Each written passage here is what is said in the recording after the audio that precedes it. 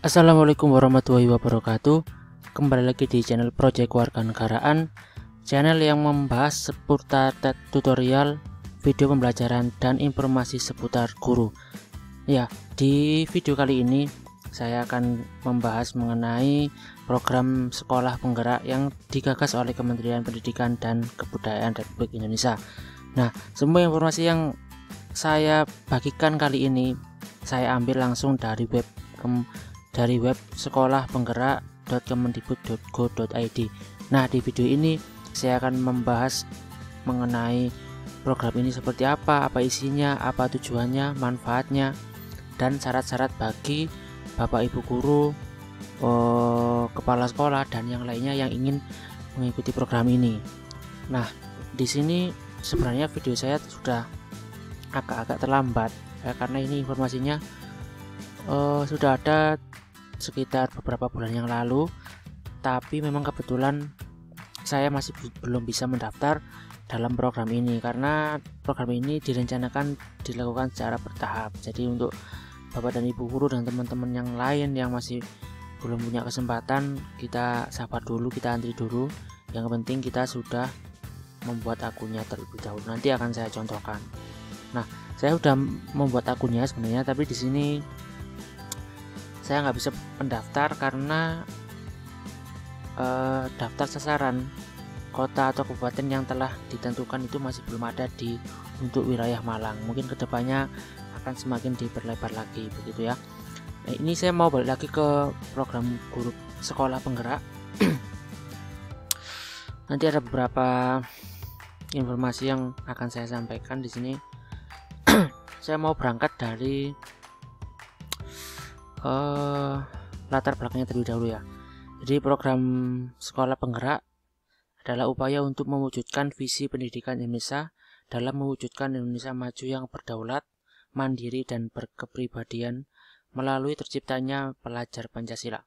Dalam program sekolah penggerak berfokus pada pengembangan hasil belajar siswa secara holistik atau secara menyeluruh yang mencakup kompetensi termasuk literasi dan numerasi dan karakter. Diawali dengan sumber daya manusia yang unggul mulai dari kepala sekolah dan gurunya. Program sekolah penggerak merupakan penyempurnaan program transformasi sekolah sebelumnya. Program sekolah penggerak akan mengakselerasi sekolah negeri maupun swasta di seluruh kondisi sekolah untuk bergerak 1-2 tahap lebih maju. Program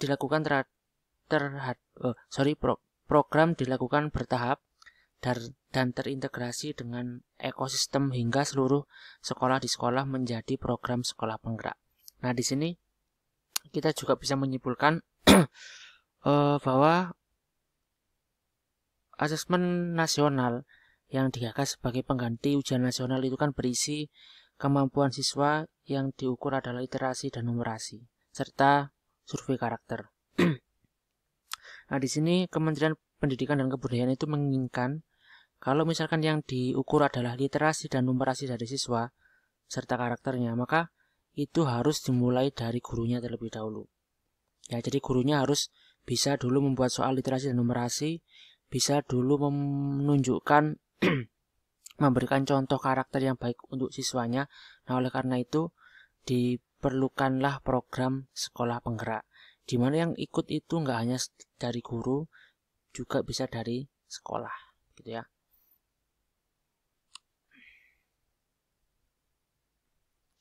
Nah, ini adalah karakteristik dari program sekolah penggerak, di mana dari poin-poinnya tadi sudah saya bacakan.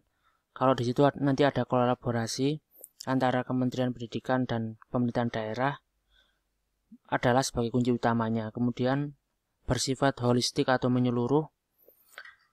Kemudian yang ketiga mencakup seluruh kondisi sekolah, tidak hanya sekolah unggulan saja, baik negeri maupun swasta.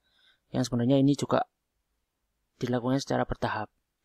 Yang keempat, pendampingan dilakukan selama 3 tahun ajaran dan sekolah melanjutkan upaya transformasi secara mandiri.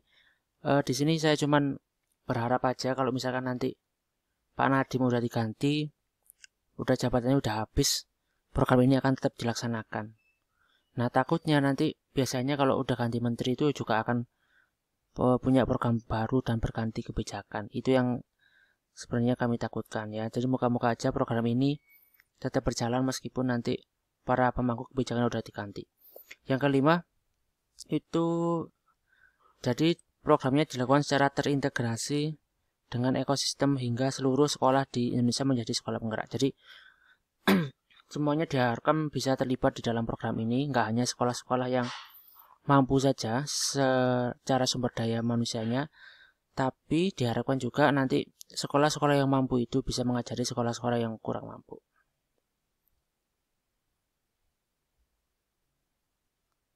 Ini adalah tahapan proses transformasi sekolah di Indonesia.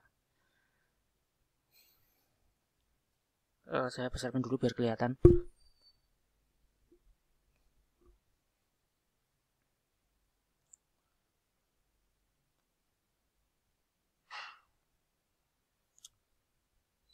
Nah, jadi nanti kira-kira ada empat tahapan.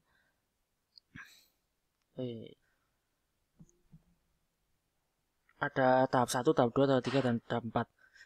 Di tahap 1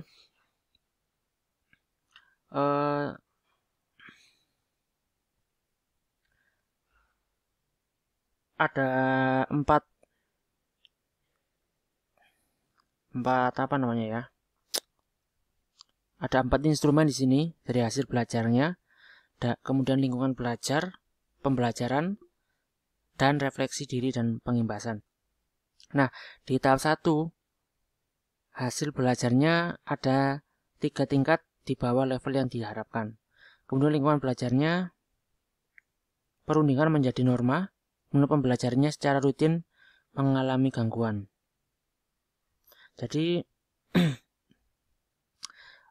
di dalam transformasi atau dalam perubahan di dunia pendidikan ini nanti diharapkan bisa dilakukan secara bertahap ya, dan itu diperkirakan akan dilakukan dalam kurun waktu selama 3 tahun lamanya ya. Nah, kemudian nanti yang selanjutnya adalah ruang lingkup program sekolah penggerak. Jadi kolaborasi antara Kemendikbud dan pemerintahan daerah yang diikuti oleh mulai dari PAUD, SD, SMP, SMA sampai sekolah luar biasa baik negeri maupun swasta. Kemudian kondisi awal sekolahnya semua tahap, baik tahap 1, 2, 3, dan 4. Jadi semuanya itu bisa mengikuti program sekolah penggerak. Untuk durasinya dilakukan selama 3 tahun. Nah, nanti konsepnya seperti apa? Entah itu ada BIMTEK dan yang lain sebagainya akan kita bahas bersama-sama dulu ya. Ini masih belum kelihatan. Terus yang selanjutnya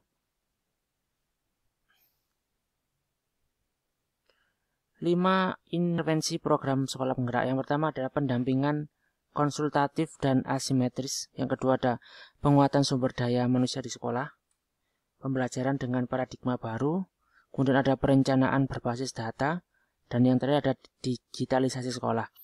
Di sini bayangan saya seperti ini ya.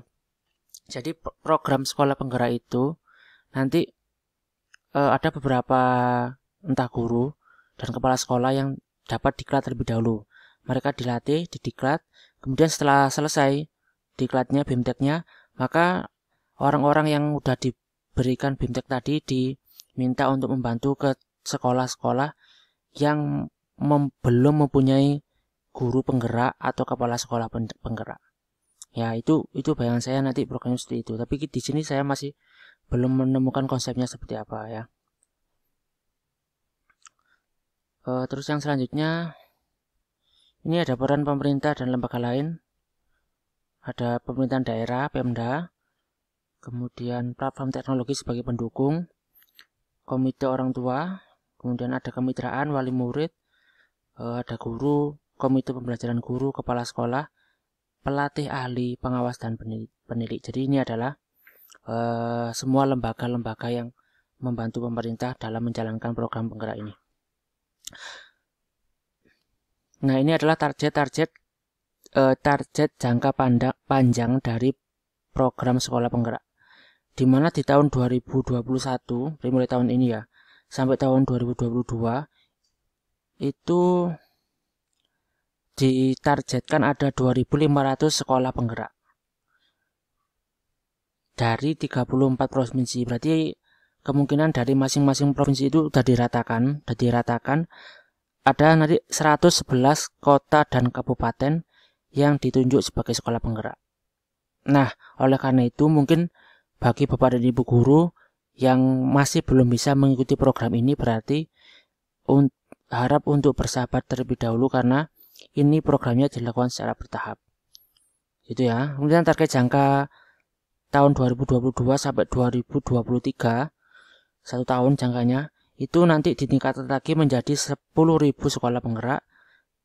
Tahun selanjutnya menjadi 20.000 sekolah penggerak.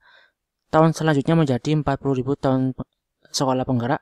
Sampai tahun sekian dan sekian akan selalu ada penambahan jumlah sekolah penggerak, sehingga nanti akan berhasil. Ini juga nggak dituliskan tahun berapa, dan ini saya bukannya pesimis ya, karena kemungkinan besar kalau misalkan menterinya diganti, nah program ini juga akan berhenti. Ini cuman kemungkinan besar saja ya, bukan berarti saya pesimis. 2024 Pak Nadiem jabatannya udah habis ya. Nah, itu tantangan yang berat adalah setelah tahun itu, apakah program ini masih ada? Itu juga menjadi pertanyaan yang sangat besar sekali ya. Yang selanjutnya,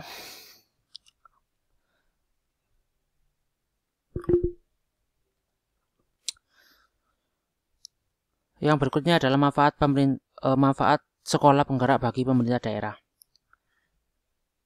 Yang pertama, meningkatkan kompetensi sumber daya manusia di sekolahnya.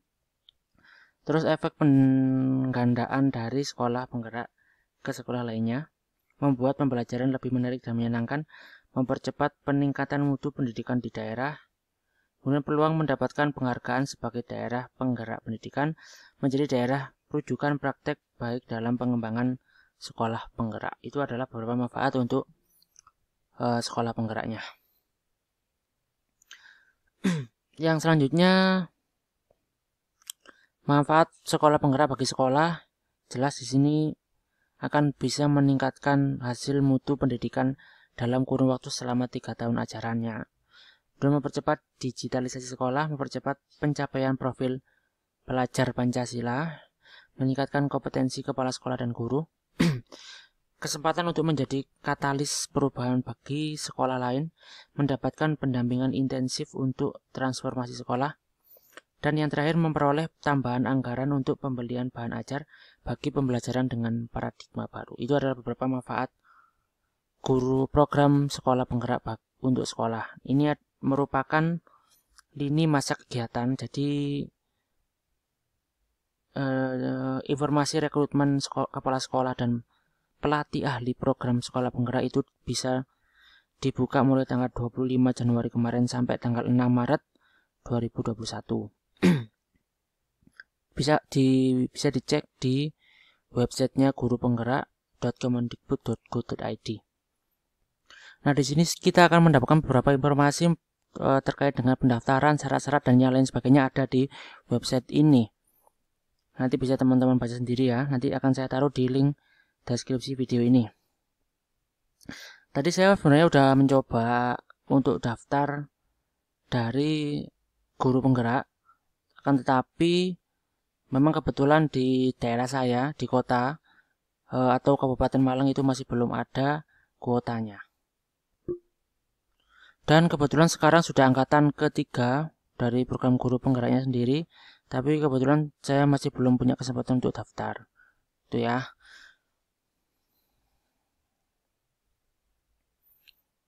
Ini nanti tanggal 1 Februari sampai tanggal 6 Maret 2021 akan ada seleksi. Tahapannya mulai dari pendaftaran, pengisian biodata, pengisian essay, sampai unggah dokumen-dokumennya. Kemudian tanggal 8 Maretnya sampai tanggal 10 Maret ada seleksi tahap 1 tes bakat skolastik atau TPS. Kemudian tanggal 1 Maret sampai 14 Maretnya ada verifikasi dan validasi data. Sampai tanggal 15 nanti baru ada pengumuman yang lolos menjadi guru penggerak di tahun ini ya. Nah, kemudian